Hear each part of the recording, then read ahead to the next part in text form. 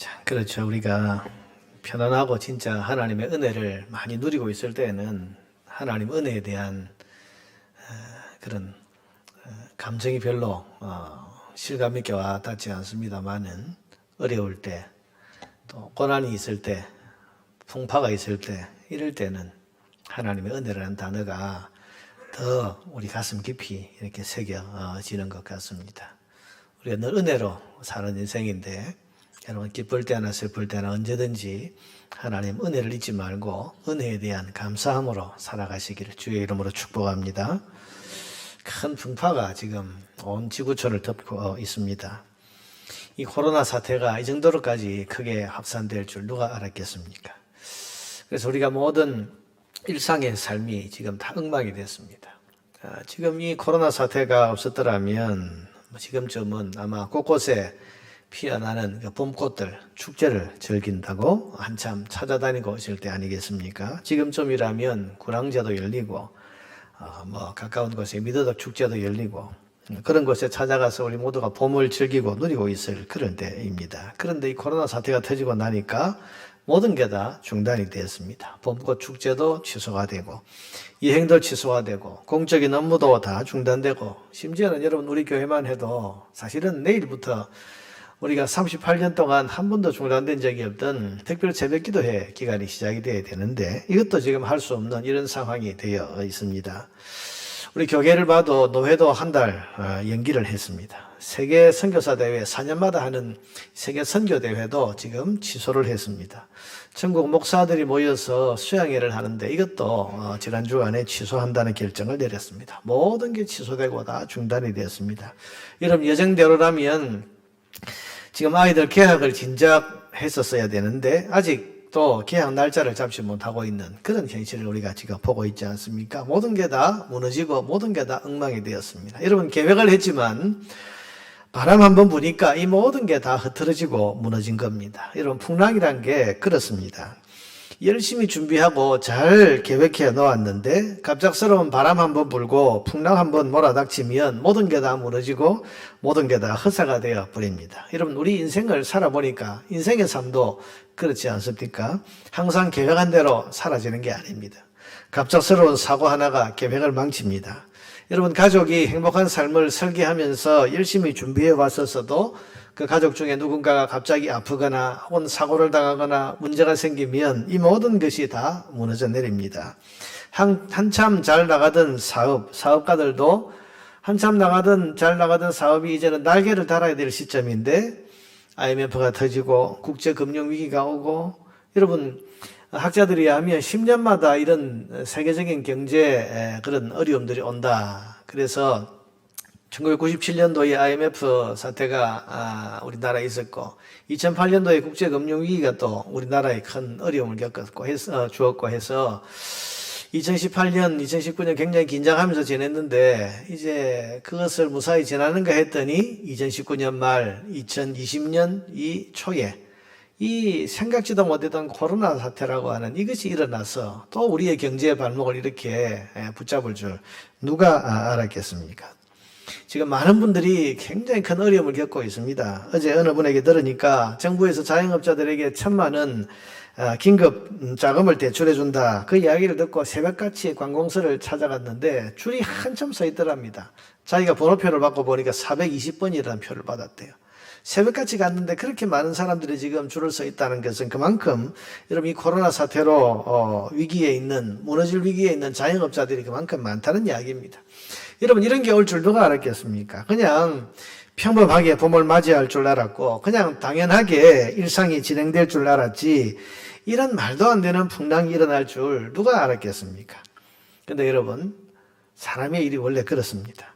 한치 앞을 못 봅니다. 계획대로 안 됩니다. 아무리 뜻하고 노력해도 그 뜻대로 다 할 수가 없는 것이 우리 인생입니다. 우리가 어찌할 수 없는 바람이 불기 때문입니다. 그게 바로 한계를 가진 인생입니다. 여러분, 이런데도 불구하고 사람이 하나님이 필요 없다 그렇게 말할 수 있겠습니까? 자기 힘만으로 인생을 살아갈 수 있다 그렇게 말할 수 있겠습니까? 사람이 하나님 없어도 마음만 잘 먹고 혼자서 열심히 노력만 하면 안 되는 일이 없다 그렇게 말하는데 아닙니다. 여러분 뜻대로 되지 않는 것이 인생입니다. 원하는 대로 사라지지 않고 노력하고 힘쓴 만큼 다 되지 않는 것이 우리 인생입니다. 이걸 우리가 알아야 됩니다. 사람은 하나님 없이는 살 수 없습니다. 간혹 보면 세상에서 좀 성공하고 뭔가를 이뤘다는 사람들이 이런 말을 합니다. 노력했더니 다 되더라. 힘쓰고 마음 다하면 다 될 수 있다. 여러분, 그런데 사실은 그게 아닙니다. 여러분, 그런 사람들이 그렇게 성공하기까지는 그들이 모르는 무언가가 있었습니다. 자기의 노력뿐만이 아니라 누군가 분명히 도와준 사람이 있었을 겁니다. 누군가가 크게 힘써준 사람이 있고 헌신해준 사람이 있었을 겁니다. 또한 그들이 모르는 하나님의 보이지 않는 손이 임했고 은혜가 임했습니다. 몰라서 그렇고 인정하지 않아서 그렇지 사람이 자기 힘만으로 무언가를 다 이룰 수는 없는 겁니다. 그러니 우리가 누구누구의 성공 비결이라는 것은 그냥 참고사항 정도로만 여길 일이지 결코 그게 자기 혼자만의 성공 비결로 생각해서는 안 되는 겁니다. 여러분 가만히 보세요. 열심히 노력했어도 바람 한 번에 무너져버린 분들이 있습니다.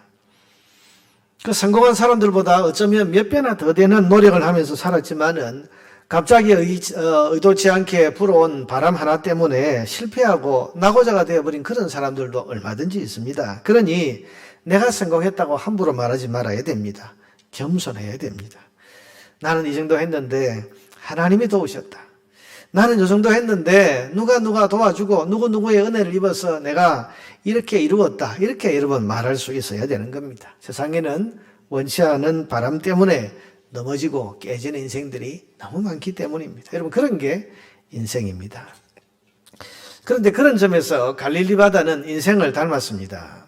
여러분 내륙 호수인 이 갈릴리 호수는 지형적인 특성상 갑작스러운 풍랑이 잘 일어난다고 그럽니다. 그래서 이 호수에 늘 배를 띄워놓고 생계를 이어가는 어부들은 늘 노심초사하면서 불안과 긴장의 끈을 놓지 못한다고 그럽니다. 언제 또 무서운 바람이 갑자기 불어올지 모르니까 지금 하늘이 좀 맑다고 해도 그 불안한 마음이 가시지를 않고 지금은 잔잔하다고 해도 언제 무슨 바람이 올지 모르는 그런 상황이기 때문에 늘 이 갈릴리 바다에서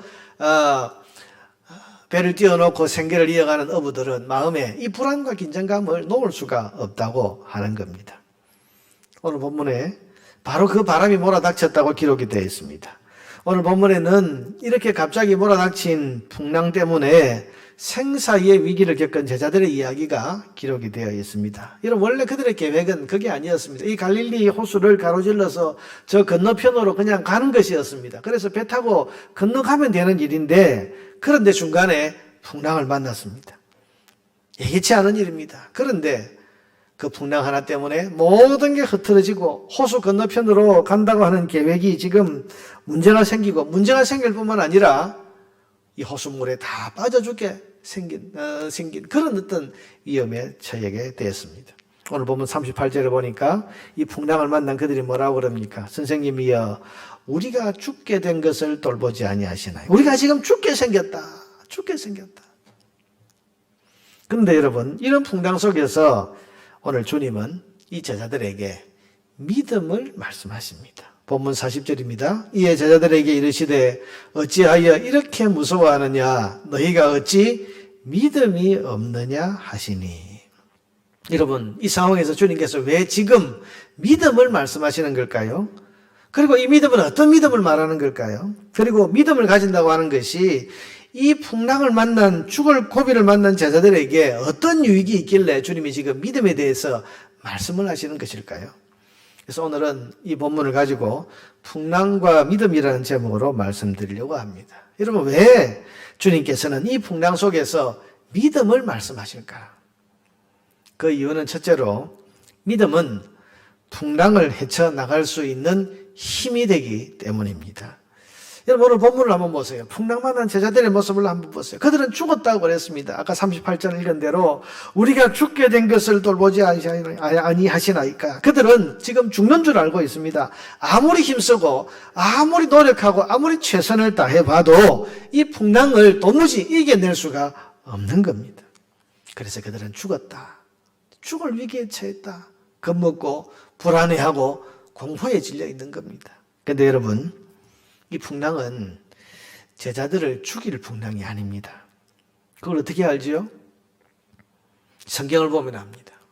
여러분 35절 오늘 본문이 어떻게 시작하는지를 한번 보세요. 35절입니다. 그날 저물 때에 제자들에게 이르시되 우리가 저편으로 건너가자 하시니, 여기 주어가 생략되어 있는데 제자들에게 배 타고 저편으로 건너가자고 말씀하시는 분이 누구십니까? 주님이십니다. 예수님이 이 주어가 빠져 있죠. 지금 이 바다로 이 호수를 건너가자고 지금 말씀하신 분이 주님이시라는 사실입니다. 여러분 그러면 주님께서는 지금 이 바다에 곧 풍랑이 일어날 걸 모르고 가자고 하신 겁니까?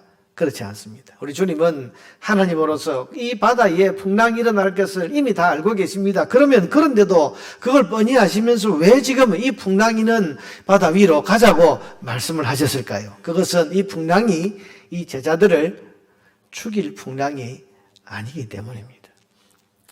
여러분, 풍랑이 일어날 걸 알면서도 이 풍랑이 있는 호수 위로 배를 저어서 가자고 말씀하시는 이 주님, 왜 그렇게 하시는가? 이 풍랑을 겪게 하시는 이유가 있는 겁니다. 주님의 목적이 있는 겁니다. 그게 뭐죠?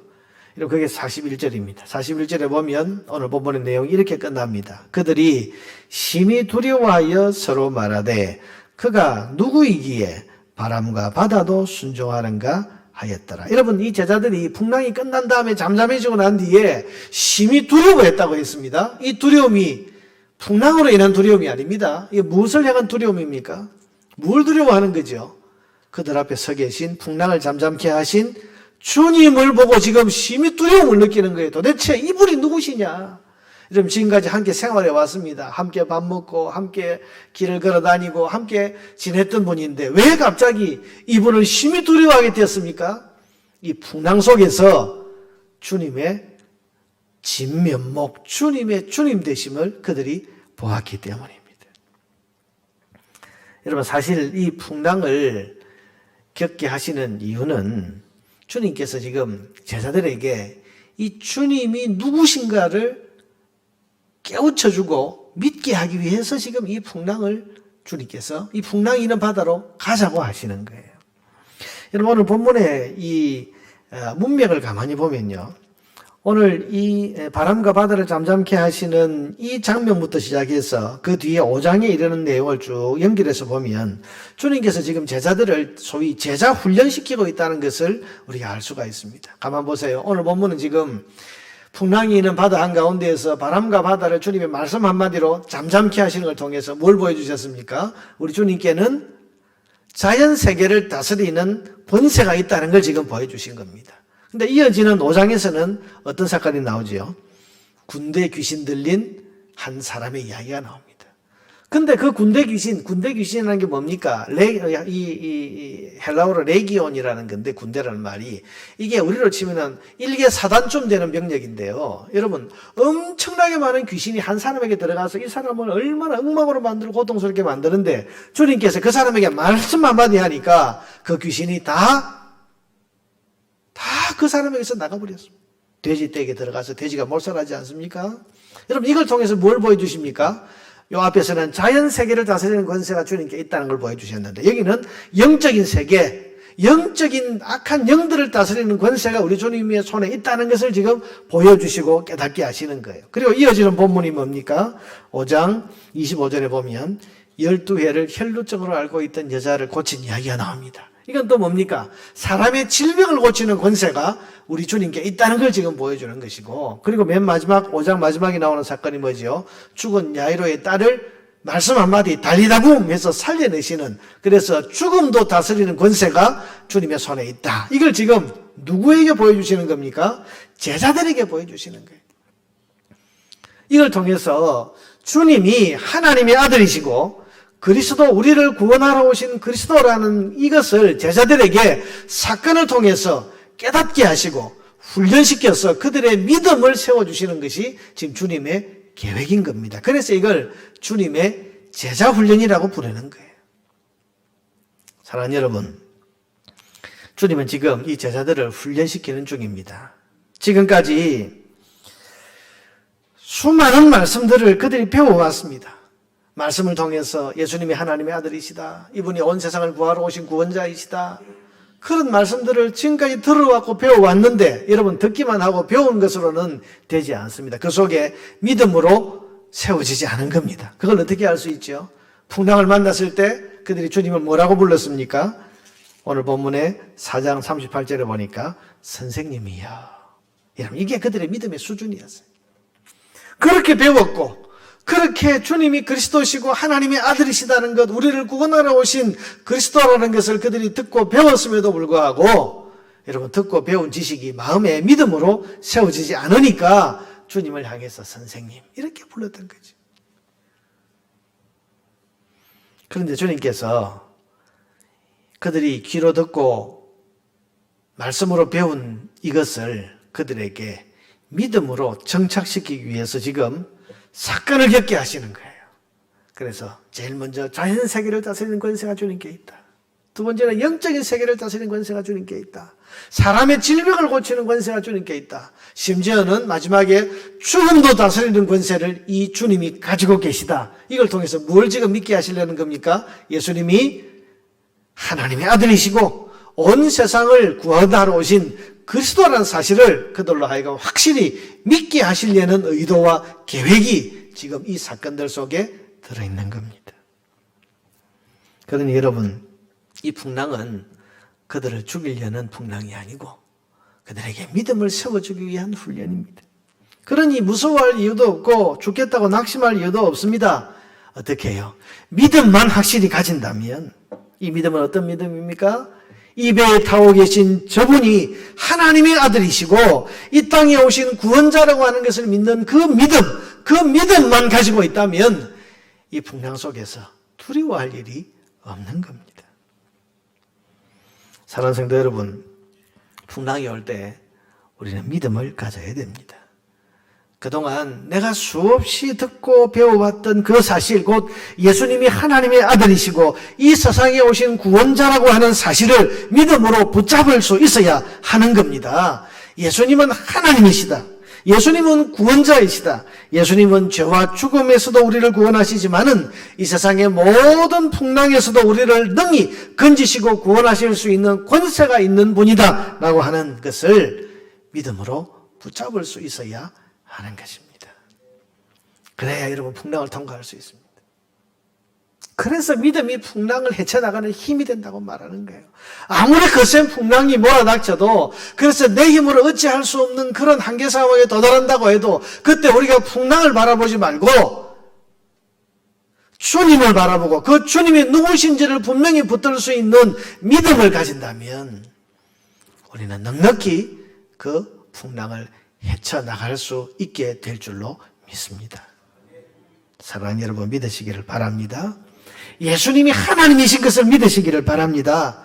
예수님은 우리를 죄와 사망에서 구원해 주실 뿐만 아니라 일상에서 만나는 모든 풍랑에서도 우리를 능히 건지시고 구원할 권세를 가지고 계시다는 사실을 모든 풍파 앞에서 믿음으로 붙들고 고백하시기를 바랍니다. 그래서 믿음을 가져야 됩니다. 그래서 주님이 지금 믿음을 말씀하시는 것입니다.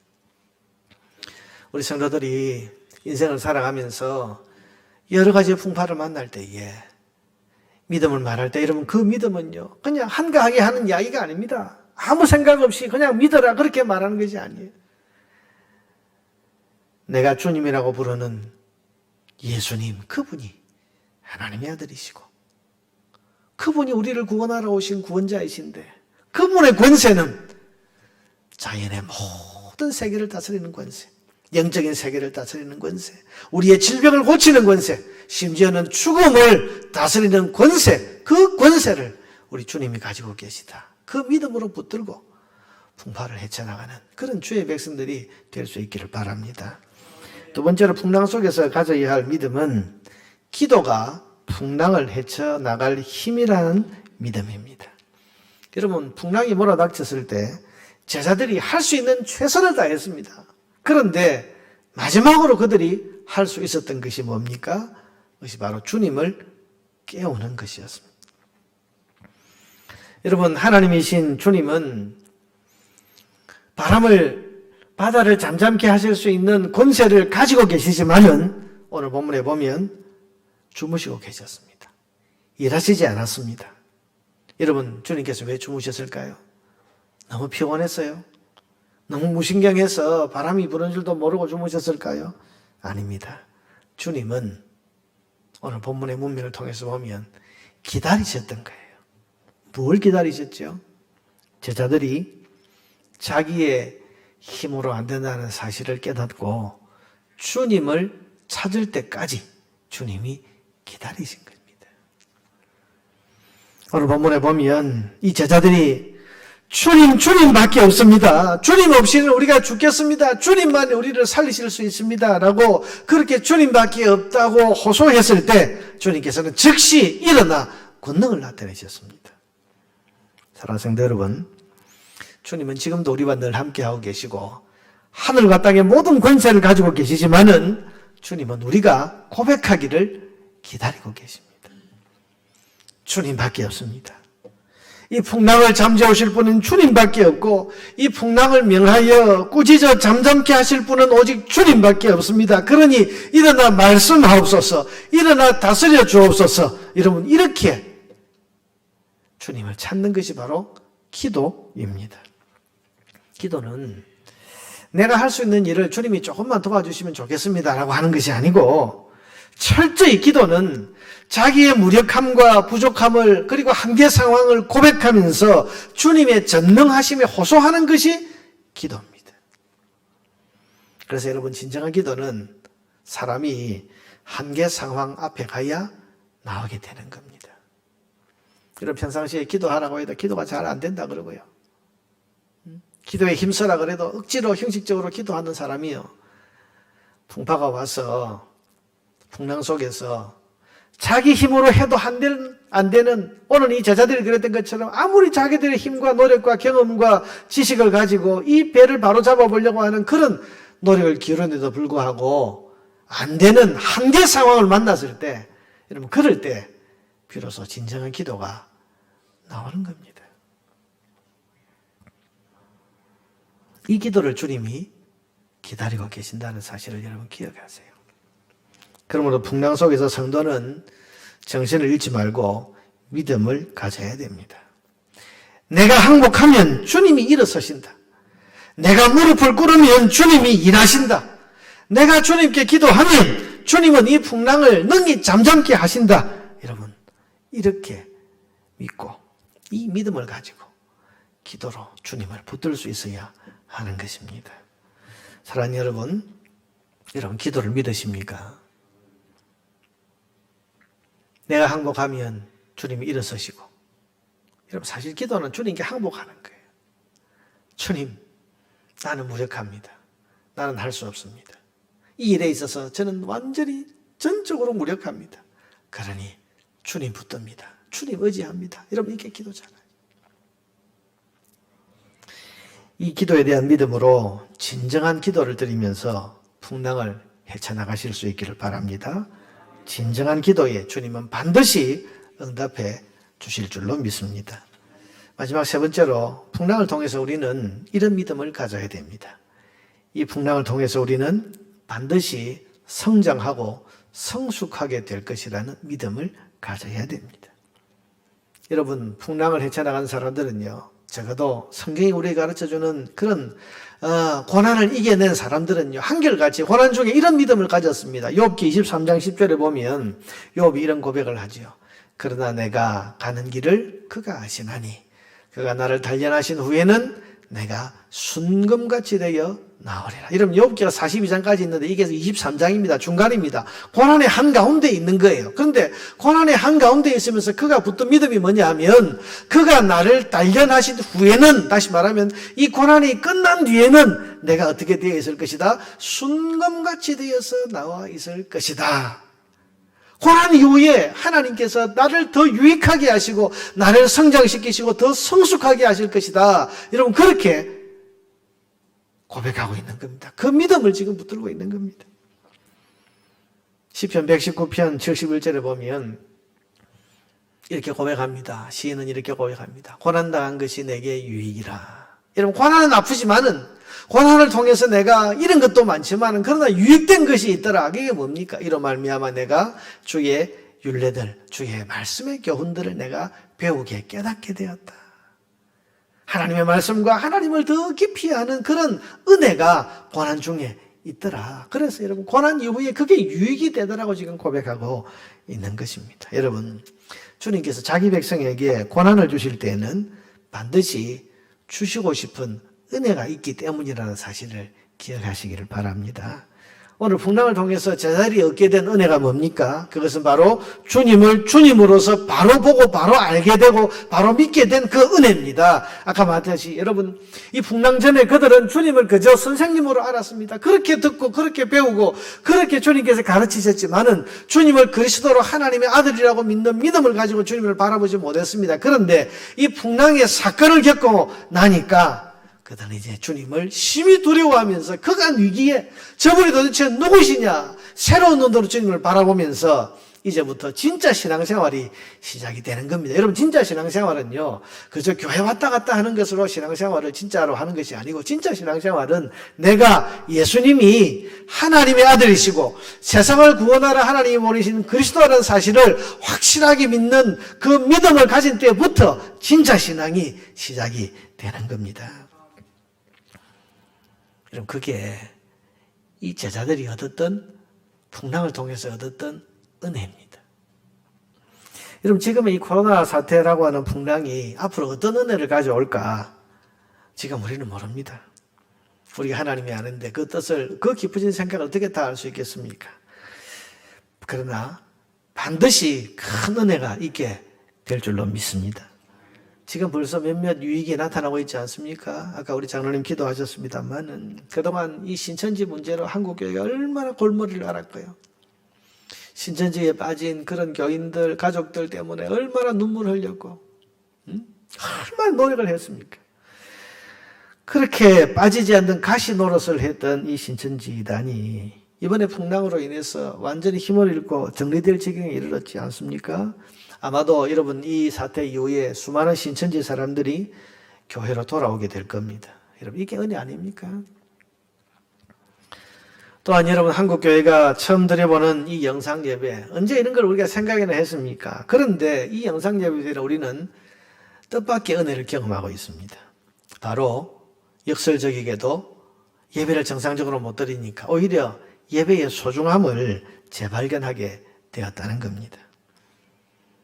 주일이면 당연히 교인들이 우리 성도들이 예배당에 다 모여서 반갑게 악수하고 인사하고 한 목소리로 하나님을 찬양하고 찬양대가 하나님을 향해서 오케스트라가 하나님을 향해서 찬양을 하고 예배하고 여러분 이게 당연한 줄 알았습니다. 너무 익숙하니까 그냥 늘 그럴 줄 알았습니다. 그런데 여러분 이 바람 한번 부니까 이게 다 중단되고 이게 이렇게 하기가 어렵다는 것이 우리가 이렇게 경험하면서 예배의 소중함, 함께 모여 예배하는 이 예배의 소중함이 얼마나 귀하다는 것을 우리가 다시 깨닫고 재발견하고 있지 않습니까? 이게 또 하나의 은혜입니다. 거기다가 여러분 소위 사회적 거리두기 때문에 우리 교회가 교회로 모일 수 없는 이런 현실인데 여러분 오히려 사회적 거리두기를 하면서 사람과의 거리가 멀어지면서 하나님과의 거리가 더 가까워졌다고 말하는 분들이 꽤 많이 있습니다. 매일 아침 7시 문자로 배달되는 새벽 묵상 말씀을 읽고 기도하면서 오히려 경건 생활이 회복된다는 분들이 많습니다. 전에는 아침에 출근하기 바빠서 후닥닥 그냥 나갔는데 아침 7시에 늘 이렇게 문자로 날아오는 새벽 묵상 말씀을 그냥 지나칠 수 없어서 이걸 읽으면서 묵상하고 읽으면서 기도하면서 아침에 기도하고 그렇게 출발하면서 하루 종일 주님과 가까이 있다는 것을 느낀다는 그런 분들이 많고요. 어떤 분들은 그동안 새벽기도 나오지 못했는데 이 아침마다 주어지는 이 말씀을 읽고 묵상하면서 말씀을 묵상하는 재미를 발견했다. 그렇게 말씀하는 분들도 있습니다. 여러분 이게 다 코로나 사태가 가져다 준 뜻밖의 은혜들 아니겠습니까? 여러분 아마도 여러분 코로나 사태로 인해서 우리가 이런 게 너무 많습니다만은 그러나 우리가 얻게 될 유익과 은혜도 많을 겁니다. 이 사실을 믿으시기 바랍니다. 풍랑은 두렵지만은 나 풍랑을 통해 얻는 유익도 많을 겁니다. 이것은 이 코로나 사태뿐 아니고 우리가 인생을 살면서 만나게 될 여러 가지 풍랑에서도 꼭 마찬가지입니다. 왜냐하면 이 풍랑을 주관하시는 하나님이 우리를 사랑하시는 분이기 때문입니다. 자기 자녀에게 해가 되고 손해가 되는 것, 손해만 되고 피해만 될 것을 하나님께서 우리에게 주시지 않습니다. 우리가 잠시 잃는 게 있지만 하나님 주시고 싶은 그런 은혜와 은사들이 여러분 이 풍랑 속에 얼마든지 풍성이 담겨 있다는 사실도 우리가 믿음으로 바라볼 수 있어야 하는 것입니다. 여러분, 하나님이 여러분 사랑하시는 줄 믿으십니까? 그렇다면 인생의 풍랑 앞에서 두려워하거나 겁내지 말고 이 하나님의 사랑을 붙잡으시기를 바랍니다. 그래서 담대하게 인생 풍랑을 이겨나가는 저와 여러분 되기를 바랍니다. 끝을 알 수 없는 풍랑 속에서 소망을 품을 수 있는 사람이 바로 우리 그리스도인들입니다. 이것은 믿음을 가지고 있기 때문입니다. 오늘 마가복음 4장에 이 풍랑 속에서 주님께서 너희가 왜 믿음이 없느냐? 믿음을 말씀하셨다는 것을 다시 한번 우리 마음에 깊이 새기십시다. 풍랑 속에서 우리가 붙들어야 할 것은 믿음입니다. 풍랑 속에서 나와 함께하고 계시는 주님, 내 주님은 살아계신 하나님이시고 어떤 세상의 풍랑에서도 나를 구원해내실 수 있는 권세를 가지신 하나님이시다라고 하는 이 믿음을 가져야 하고, 주님은 내가 이 한계 상황 속에서 부르짖는 기도에 반드시 일어서시는 그런 주님이시다는 기도에 대한 믿음을 가져야 됩니다. 무엇보다도 이 풍랑 뒤에는 반드시 많은 은혜와 유익이 있고, 이 풍랑이 끝난 후에는 주님께서 나를 더 성장시키시고 더 성숙하게 하실 것이라고 하는 것을 믿는 믿음을 가지고 이 풍랑을 믿음으로 돌파하고 헤쳐나갈 수 있어야 할 것입니다. 믿음으로 인생의 수많은 풍랑을 헤쳐나가고 믿음으로 이 풍랑을 이겨서 승리할 수 있는 모든 주의 백성들 되기를 주의 이름으로 축원합니다.